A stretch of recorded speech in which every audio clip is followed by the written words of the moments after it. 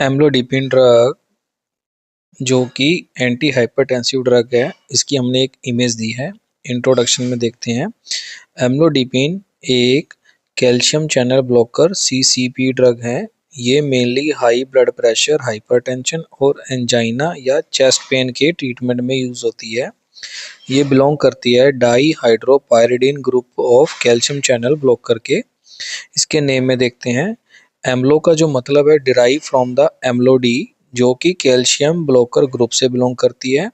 डाइपिन का मतलब है डाई हाइड्रोपायरिडीन क्लास से बिलोंग करती है, इसलिए डाइपिन इसका बैक का नाम है सफिक्स में।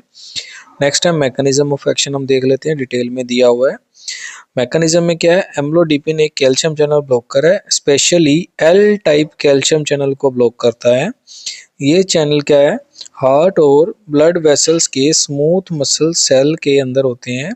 नॉर्मल कंडीशन में जब हम कैल्शियम चैनल ब्लॉक नहीं लेते तो जब कैल्शियम है इन चैनल से सेल के अंदर जाता है तो मसल कॉन्ट्रैक्ट करते हैं और आर्टरीज नैरो हो जाती है और ब्लड प्रेशर बढ़ता है। क्या होता है, जब कैल्शियम है वो सेल के अंदर जाता है तो मसल कॉन्ट्रैक्ट करते हैं जिससे आर्टरी नैरो हो जाती है, ब्लड प्रेशर बढ़ जाता है। और उसके बाद लेकिन जब हम एम्लोडिपिन देते हैं तो कैल्शियम चैनल को ब्लॉक कर देता है, जिससे कैल्शियम सेल जो के अंदर नहीं जाता और मसल जो है वो रिलैक्स हो जाते हैं। इसका रिजल्ट क्या होता है, आर्टरीज जो होती हैं वो डायलेट होती हैं, वैसो डायलेशन होती है और ब्लड फ्लो आसानी से होता है। पेरिफेरल रेजिस्टेंस कम हो जाती है, ब्लड प्रेशर कम होता है और हार्ट को कम फोर्स से पंप करना पड़ता है जिससे ऑक्सीजन डिमांड कम होती है। यूजेस में क्या है, high blood pressure, hypertension, angina pectoris, chest pain, coronary artery disease में यूज होता है। साइड इफेक्ट्स में देखते हैं, हेडेक होता है, फ्लशिंग, फेस पे रेडनेस, एंकल स्वेलिंग आती है, एडिमा जिसको बोलते हैं, डिजीनेस रहती है। इंपॉर्टेंट पॉइंट, बहुत इंपॉर्टेंट है ये, longest acting calcium channel blocker है, इसीलिए ऑलमोस्ट 24 आवर तक इसका रहता है और इसीलिए हम इसको सिंगल डोज ही देते हैं।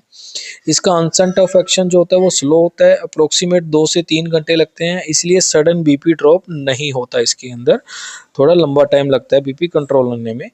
कॉमन डोजेज जो है वो 5 to 10 mg पर डे में 1 टाइम देते हैं हम, सिंगल ओरल टैबलेट। मेटाबॉलिज्म जो होता है इसका CYP3A4 एंजाइम से मेटाबोलाइज होती है, इसलिए लीवर डिजीज वाले पेशेंट में डोज एडजस्ट करनी पड़ सकती है और सेफ रहती है ये अस्थमा और डायबिटिक पेशेंट के लिए।